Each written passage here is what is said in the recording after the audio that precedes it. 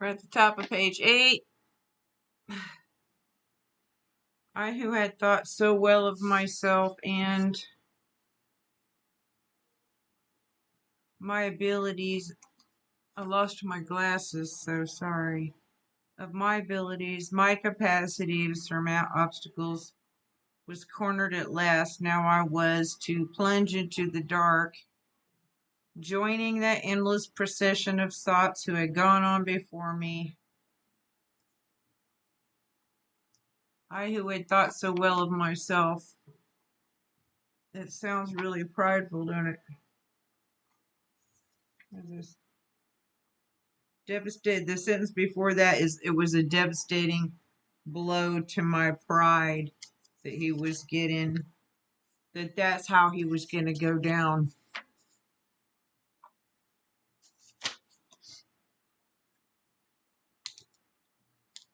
I think it's good to have some ego puncturing. Okay, so he thought highly of himself, his skills, talents, knowledge, ability to overcome obstacles, was finally in a situation he couldn't manipulate his way out of, couldn't get out. Now I was to sink into the dark, the end. Joining the endless procession is forever line of drunks who had passed away before him. And so in the bottom of that, he thinks of his wife.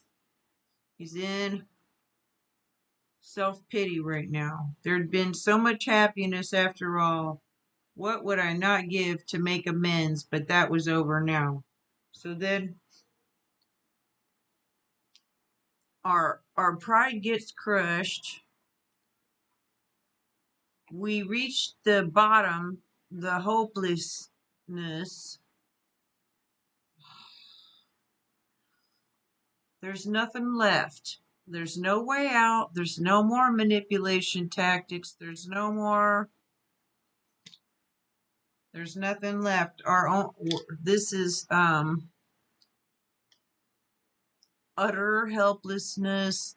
This is the part where it talks about our human resources as marshaled by the will were utterly powerless. Utterly powerless.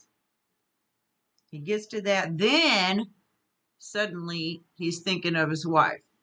He wasn't thinking of his wife before that. He was thinking of anybody before that. Then so the difference is, my grandpa used, and a person's whole attitude and outlook on life changes when they get to the point where they know that there's not that much time left. And suddenly we want to start thinking about other people. But for the most part, alcoholics and addicts are extremely selfish individuals. So that's the only time he ever thought of, probably for the most part, of his wife. And not that he didn't love her. I'm not saying that. But he's in this self-pity, he's going down. Now he's going down and he's thinking about everybody that went before him and then his poor wife and recapping the whole life and what if he could start over, he would have done things different. But now he doesn't have any more time left. Basically is what I'm getting from that. Here we go. No words can tell of the loneliness and despair I found in that bitter morass of self-pity. Quicksand stretched around me in all directions. I had met my match. I had been overwhelmed. Alcohol was my master. So I can describe to you a lot of different things in my own words, you know. And some of you guys will understand it, some of you won't. But there's really no words. There's really no words that an alcoholic can translate to a non-alcoholic to get them to understand what it's like. Because you would have had to have been there. So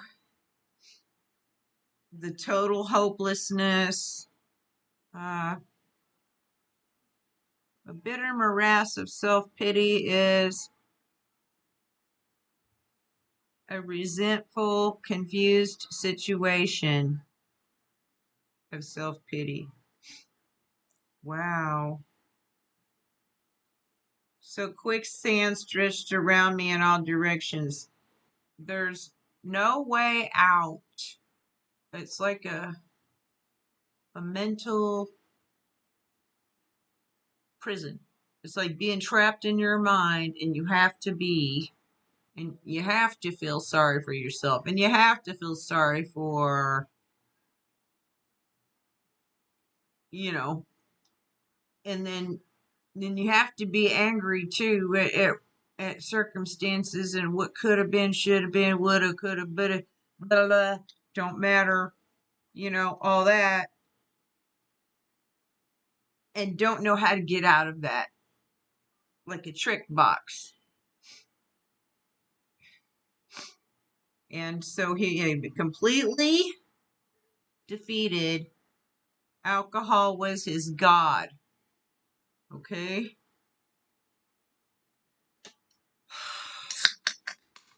So that's a soda pop.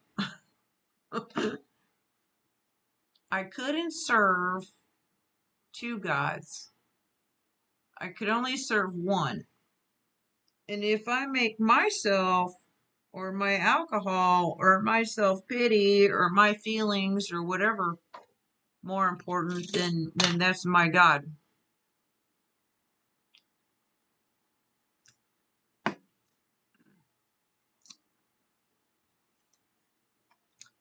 Okay, so now he's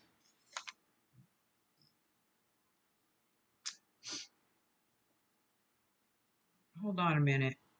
He was in the hospital when he felt this way. He was going through detox. Dark night of the soul. Okay? It's like dying and being reborn. That's what it's like.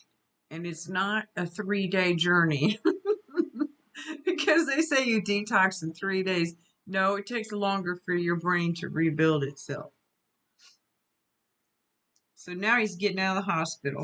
What is this? Okay. Trembling, I stepped from the hospital, a broken man. I don't know how long that he'd been in there, but he's still shaking. And he's afraid. Fear sobered me for a bit. But fear is not sufficient for long-term sobriety. Can get you through maybe 30, 60, 90 days, but eventually there has to be some kind of change. Then came the insidious insanity of that first drink, and on Armistice Day, 1934, I was off again. So then came the gradually,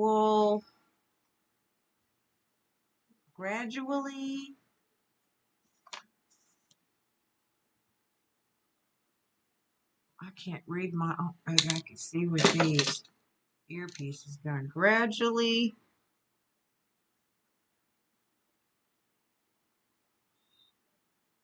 insidious is kind of gradually, subtly, so slow that you don't know. So that's the insidious insanity of the first drink. We gotta be like on our toes 24/7. And on Armistice Day, Veterans Day, he was off again. Everyone became resigned to the certainty that I would have to be shut up somewhere or would stumble along to a miserable end. So everyone accepted the fact that what the doctor said, that he was going to have to be locked up or he would. How dark it is before the dawn. In reality, that was the beginning of my last debauch. Debauch is a bout of excessive indulgence. I was soon to be catapulted into what I like to call the fourth dimension of existence. The catapult was a machine they would put, it was like a weapon, and they'd put that ball, and you maybe seen it in a movie, and it would have a big like giant metal ball, and it would slingshot this ball into like a fortress, a castle. So he was sent flying into, against his will. He wasn't really prepared for it. It's something that happened to him, into a fourth dimension of existence. The fourth dimension is space and time. So humans cannot see the fourth dimension. Our eyes can only see 3D. Back then, I don't even think they knew about an actual fourth dimension. Not sure.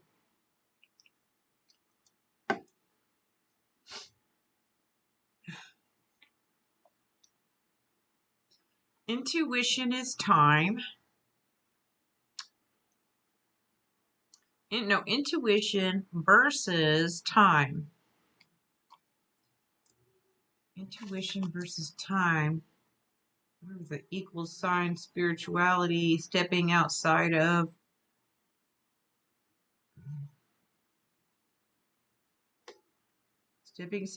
outside of ourselves to face reality as it is and to help others.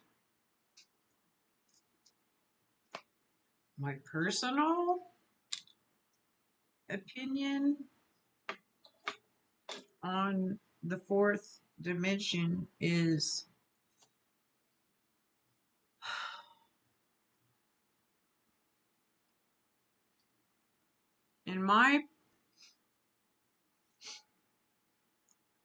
I was to know happiness, peace, and usefulness in a way of life that is incredibly more wonderful as time passes.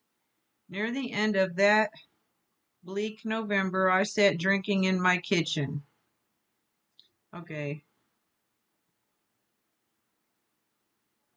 He didn't know at the time that he left the hospital that was going to be his last bout.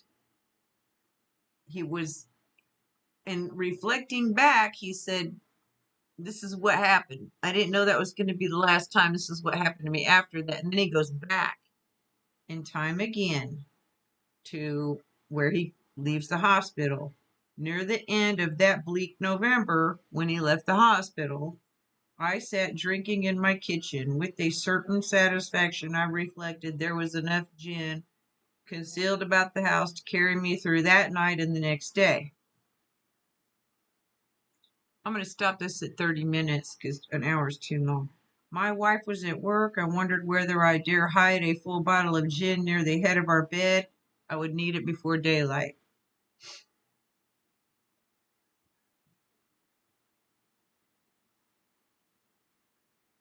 Every waking moment is consumed with planning how we're gonna get our next drink, manipulate situations and people to get our next drink, how are we going to come up with the money for the next drink, how are we going to make these drinks last, and how are we going to divide up the alcohol, where we're going to hide it at, all the lies and excuses and manipulation tactics.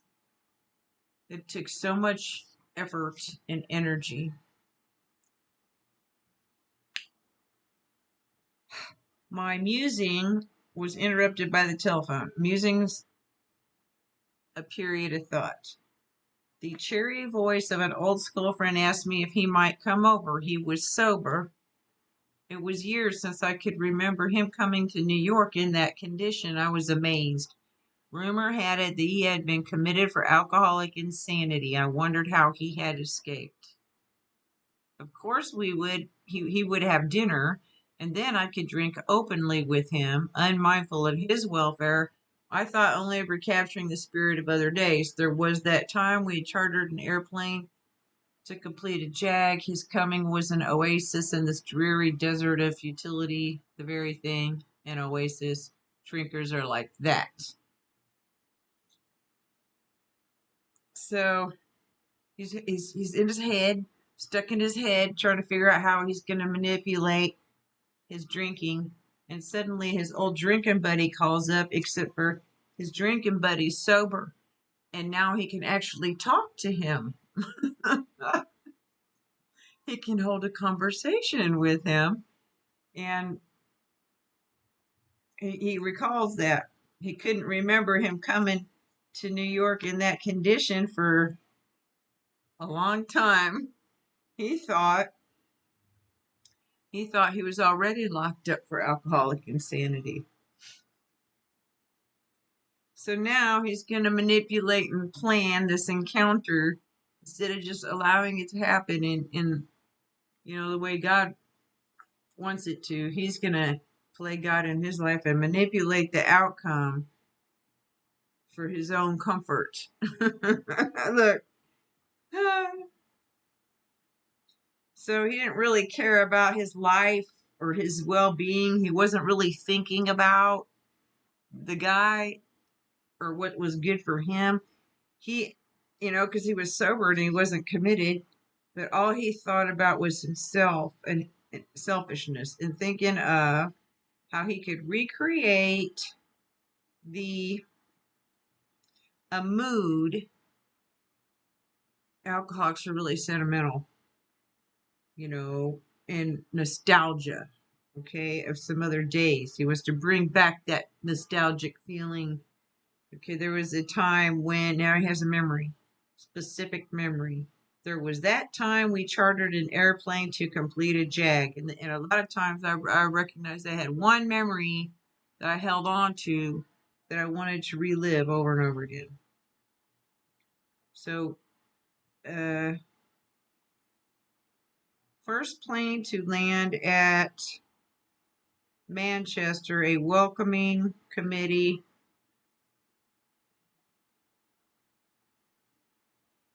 That time we chartered an airplane to complete a jag. I don't know. Okay, his coming was an oasis in this dreary desert of futility. They were dead drunk when they got there. So, okay. So he's sober, his friend's sober, his sober friend's coming to visit him.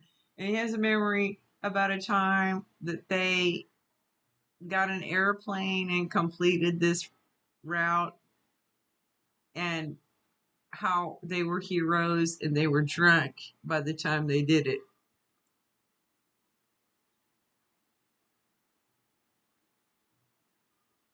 Drinkers are like that.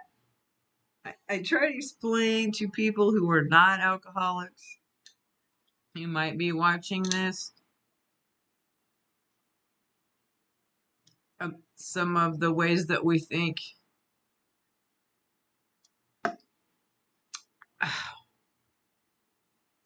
The door opened and he stood there fresh skinned and glowing. There was something about his eyes. He was inexplicably different. It couldn't be explained what was different about him, but he knew something was different. What had happened? I pushed a drink across the table. I'm sure he'd done that millions of times. He refused it. Disappointed but curious, I wondered what had got into the fellow. He wasn't himself.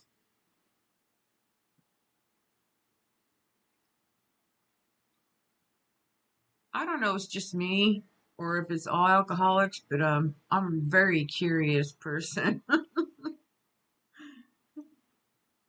Come, what's all this about? I questioned.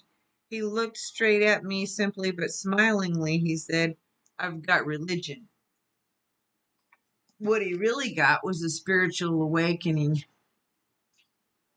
He was trying to say, I understand religion more than I got it. Okay, I got a spiritual awakening because I understand religion. I was aghast. He was shook in my glasses. I was shocked. So that was it. Last summer, an alcoholic crackpot. Crazy. Now I suspected a little cracked about religion. Crazy. He had that starry eyed look. Naive, idealistic look. Yes, the old boy was on fire, all right, but bless his heart, let him rant. Besides, my gin would last longer than his preaching. Let him shout and let him try to push his religion. And who cares what he says? I've heard it all before. He's deluded. A lot of, I don't want to say a lot of. It's almost like he was thinking he was stupid for believing in God. Okay? A lot of people might think that people are stupid for believing in God. If you believe in God, you might be dumb or crazy. Okay? But he did no shouting, he did no ranting, and a matter of fact, he just told how two men appeared in court, persuaded the judge to suspend his commitment, and they told of a simple religious idea and a practical program of action. That was 2 months ago, and the result was self evident. It worked. That is faith by works.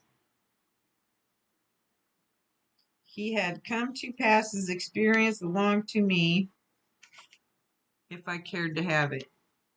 By myself I can do nothing.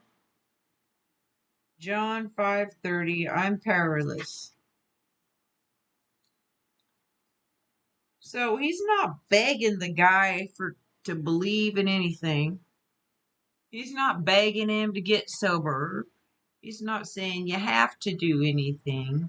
He's telling him what happened to him, and maybe if he does the same thing that he did, he might get the same result. I was shocked but interested because we're curious. Certainly I was interested. I had to be, for I was hopeless. To not be interested in a solution at all is to say, I'm not interested in staying alive, to be blunt. Let's see, he talked for hours. That's a long time. Wow. Childhood memories rose up before me. I could almost hear the sound of the preacher's voice as I sat on still Sundays, way over there on the hillside. As the preacher was preaching from a hillside, there was that preferred temperance pledge I never signed. Churches had little cards that you promised, and I did this too. You would promise to give up drinking and put it on a card and put it in the basket instead of money. Or in addition to, it was a different thing. It was a pledge. So yeah, that's what he did. I never signed. So he filled out the card, but he never signed it. Therefore, it wasn't a binding contract. Oh, my grandfather's good natured contempt of some church folk and their ways or their doings. Okay. So his grandpa mocked and ridiculed them. His insistence that the spheres really had their music, the planets make sound and they have math. But his denial of the preacher's right to tell him how he must listen.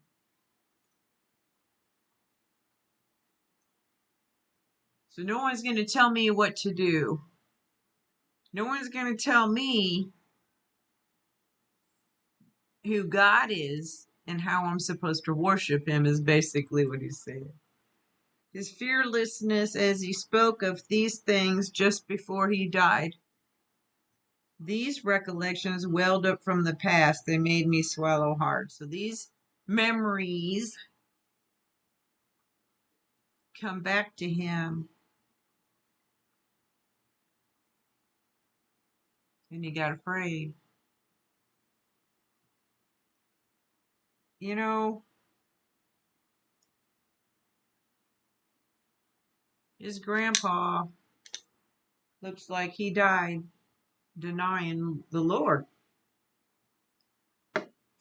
Well, maybe he wasn't denying God, he was denying any preacher's right to tell him anything. And, you know, some people say we have a problem with authority, but I think that a lot of us have been abused so much that we just, we have a problem with bullies. So, if I don't recognize your authority, if an alcohol doesn't recognize your authority over them, what they're saying is they don't recognize you as God in their life, and they don't recognize that God put you in authority over their life, and therefore you're trying to circumvent God's authority and their sovereign authority in their life. It doesn't mean necessarily that I am uh, have a problem with authority. No, I've been beat up a lot, abused a lot. A lot of us have. Okay.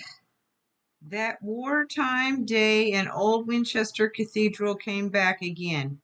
So his mind goes back. He's reliving his past. Like we do this, I did this a lot. Maybe I just speak about myself. That's where he read that tombstone. Where's it at? Let's see if I can find it. Here it is. It says, here lies a Hampshire grenadier who caught his death drinking cold small beer. A good soldier's never forgot whether he dieth by musket or by pot. Now he's remembering it. Realize he's on a dead end path. Okay, and he always believed in a power greater than myself. I had often pondered these things. He thought real deeply about it. I was not an atheist. Few people really are. An atheist,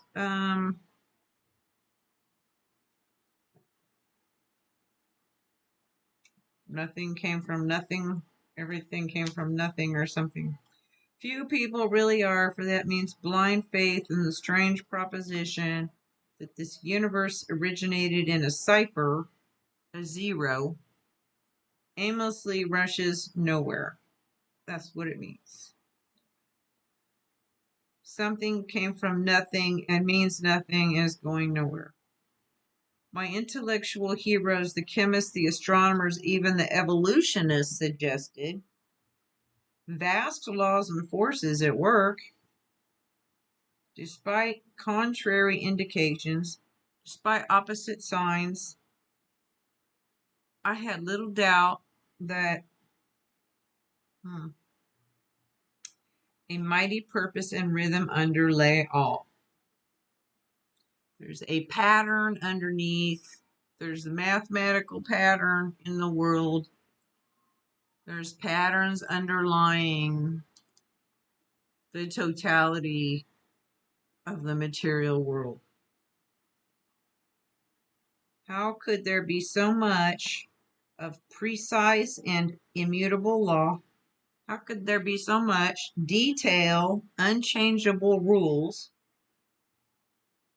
and no intelligence, no God mind, and no creative mind? How can this be so perfectly mathematically created without someone actually building it. That's what he's saying. I simply had to believe in a spirit of the universe who knew neither time nor limitation. And that's a pretty good, I think that's a pretty good description of God. A spirit of the universe who's not bound by time. But that was as far as I had gone. Somewhere in my life, I decided I was too busy to try to learn anymore. I knew enough. I didn't need to learn anymore. I was too busy to spend any time with any kind of prayer or meditation. I have time for that. I had no time for God until I had nothing left, and then I wanted God to make time for me. And that's just not how I can live my life anymore. It doesn't work. So, with the ministers and the world's religions, I parted right there when they talked of a God personal to me who was love, superhuman strength, and direction. I became irritated, and my mind snapped shut against such a theory.